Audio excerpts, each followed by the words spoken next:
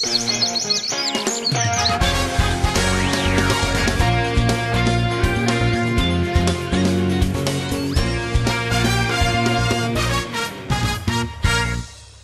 en welkom bij het Scootjesjournaal. Nou al, ja, want het zielen begint pas sneun, maar we zeggen dit programma waarom en vooruit.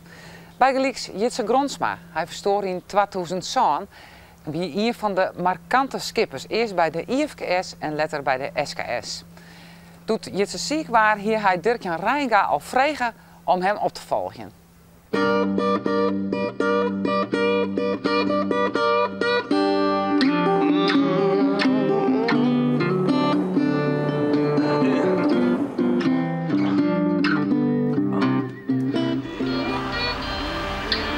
Oh, nee, echt een jonge Jitse.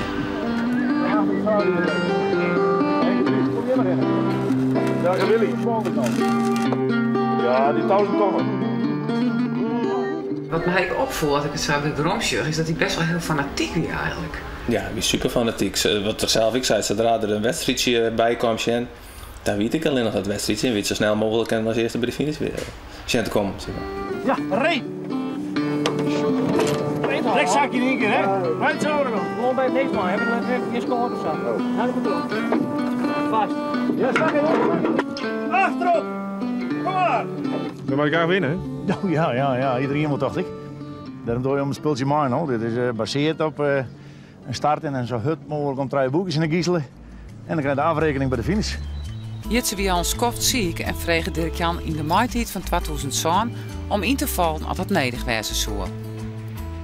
Nou, ik zei van, ik bel je die morgen even waarom, want dan wil ik even een nachtje sliepen. En dat heb ik niet in. En zij is het badje rond ging toen, ja. Ja, maar je hebt net met de jaren zielt op dat jouw scootje, denk ik. Nee. Dat was de bedoeling, maar Safir is het nooit kwam. Ik zoek mij als bemanningslid en hij zoekt dan gewoon skipperje. Maar ja, voordat we daar aan het beginnen konden, kwam hij te overlijden.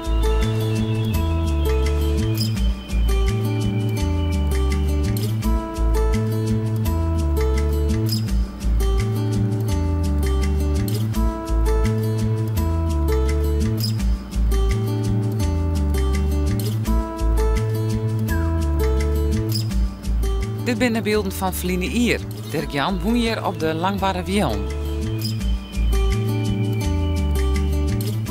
Hij redde dat prima op, wie geen enkel probleem. En dan varen ze dus naar de finishstart. En dan winnen ze hun wedstrijd op de Langbare Wion. In het totaalklassement pakte hij met het jouwste scootje het tweede plak.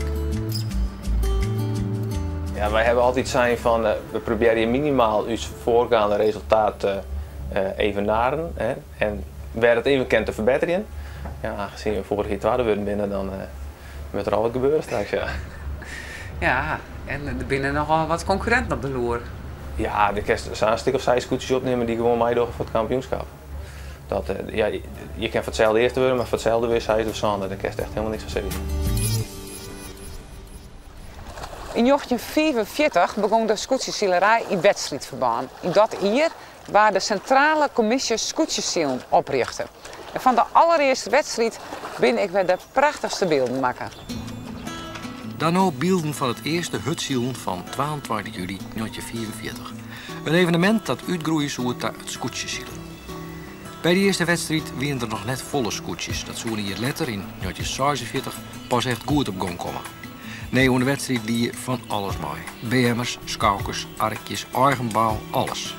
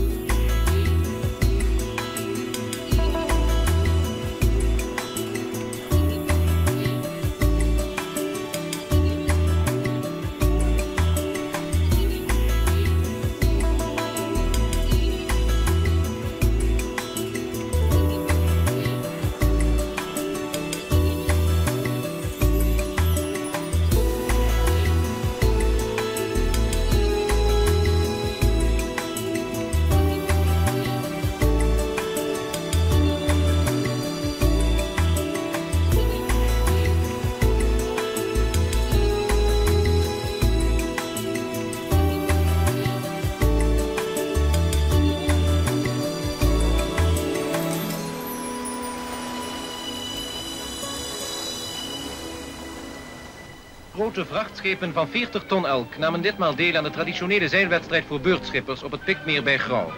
De reuzen werden naar de start gesleept en voeren daarna op eigen kracht, dat wil zeggen op de kracht van de wind, verder. Het scootjeszeilen, zoals men in Friesland het zeilen van deze beurt- en vrachtschepen in wedstrijdverband noemt, levert ieder jaar weer een boeiend schouwspel op.